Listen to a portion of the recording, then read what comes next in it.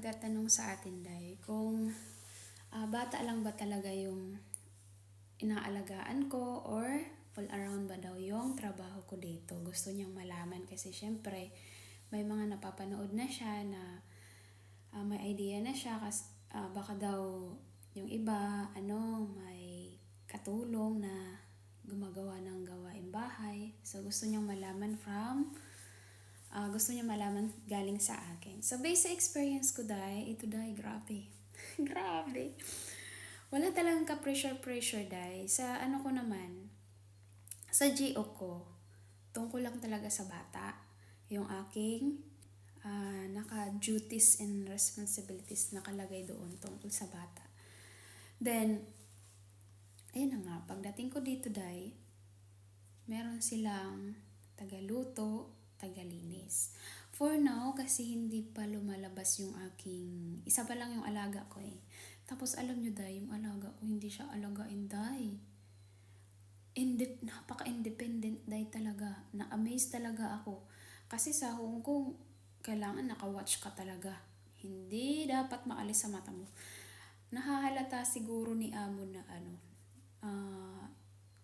nahahalata niya na ninenervyos ako. Tulad nung pumunta kami doon sa bukid, sa may yellow na mountain. Itong alaga ko, umakyat-akyat siya sa supa ba? Yung sa likod ng supa. Parang monkey. Gumapanggapang. Tapos ako, nandun na ako, nakaakma ng sasalo. Tapos alam mo yung katawan ko parang akmang sasalo na lagi. Tapos alam mo ano ginawa ng amo kong lalaki? Let him. Hayaan ko daw. Siyempre, paano pag nahulog, nandun ako, tapos di ko masalo. Hayaan mo. Tapos yun, gumapang yung alaga ko. Then, after that, bumaba. Tapos nung hapon na, nag-dinner kami, siyempre yung mata ko, nakatitig lang talaga sa alaga ko. Magkaharap kami, magkatabi sila among lalaki. You can relax. Binigyan ni amo ng cellphone yung alaga ko. So, mula nung dumating ako dito, hindi pa ako nakapag-subo, di pa ako nakapag-bihis, di pa ako kasi marunong siya mag-CR mag-isa niya. Diyos ko, one time nga na, kasi sa Hong Kong, di ba, maya-maya talaga, kailangan mo hugasan yung kamay. Lalo na pag kumakain, one time, kung ano yung routine ko sa Hong Kong, di ba, kakain na ng breakfast. Niyaya ko kasi galing kami naglaro. Sabi ko, hugas tayo ng kamay mo. Tapos bigla na siya. Tapos tinanong ako ni among lalaki, ano ba ginawa nyo? Nag-touch ba siya ng ano? Ano bang hinawakan niya? Sabi ko, naglaro lang naman po kami. No need na. No need. Tapos ngayon, gusto niya palang mag-cellphone. Di nagwawala-wala siya, Siyempre, di ko naman naintindihan. Then, yung pagkain niya, yung carrots, yung cucumber, nilapag niya sa lamesa. Yung pala, ang gusto daw pala niya ay manood ng palabas habang kumakain. So, nung binigay ng amo kong lalaki yung cellphone, kinuha din niya at nilagay niya kung paano nakalagay sa plato niya. Ganon din, binalik din niya ng ganon. Ganon siya, Kaya, ngayon, magto 2 weeks na tayo, puro lang laro ako sa bata. Siyempre, napasok yung alaga ko, 9:30 to 4:30. Ako, nakakahiya naman, wala kang gagawin, di ba? So, tumutulong ako sa, kahit hindi rin marunong, dalawa, di ba? Pangatlo akong katulong. So, yung dalawa, nag-aas ako na ano ang gagawin ko, magpunas ako, or mag-mop ako, mag-vacuum ako, kasi ayaw ko nang nakatanga ako. Then, one time nun, hindi pumasok yung isa. Tapos may nakita na ako na labahin, kasi hindi ko alam paano basahin yung sa washing ba.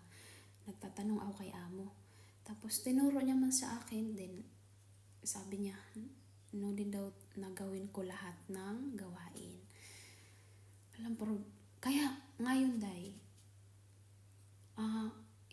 wala, hindi ako napipressure talaga. Diyos ko, puro lang kami. Basta ang gusto nila, ito nang una ko dating dito, tuwang-tuwa yung amo ko kasi kinausap nila ako bago kami nagkita ng alaga ko. Pag uwi na kasi niya kami nagkita ng alaga ko. So sinabihan na ako ng amo ko na inisip siguro nila na baka ayaw agad lumapit sa akin, hindi ako magustuhan agad ng alaga ko. Kaya sinabihan na ako ni amo na pag sinabihan daw ako ng anak nila na ayaw sa akin, wag daw ako ma-hurts. Kasi kahit minsan daw, sinasabihan din daw sila ng ganon. Pero wag ka day.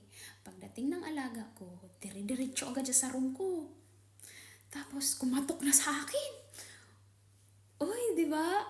Tuwang-tuwa ako sa napaka-cute. Nakakagigil yung mukha. Tapos kumatok siya sa akin. Unang bukas ko, nawala.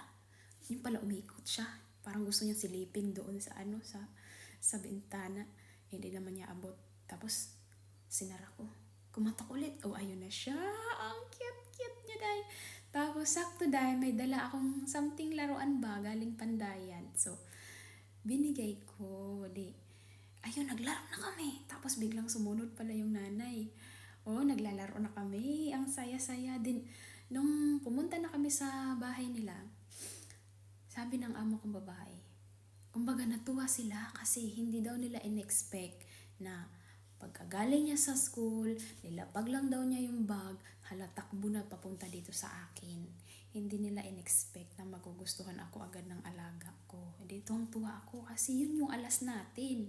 'Di ba yung anak nila? So, sinabihan na ako nila, amo no nito, to maglinis or gumawa ng basta makikonnect.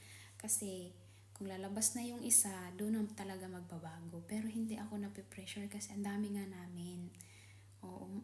Tsaka, napaka-hands-on ng mga magulang talaga. Yan ang masasabi ko. Kaya, talaga kayo, magsitorke na kayo talaga. Tapos alam nyo, yung pasok ko dito, day, tulad niyan, kahapon, ngayon linggo, diba?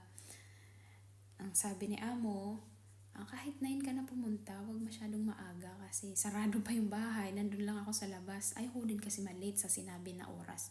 Mostly kasi ang oras na pag may pasok yung alaga ko, 8:30. Pero alam nyo, wala naman akong ginagawa pagdating. Ang ginagawa ko ay mag-vacuum na lang ako para may magawa ako.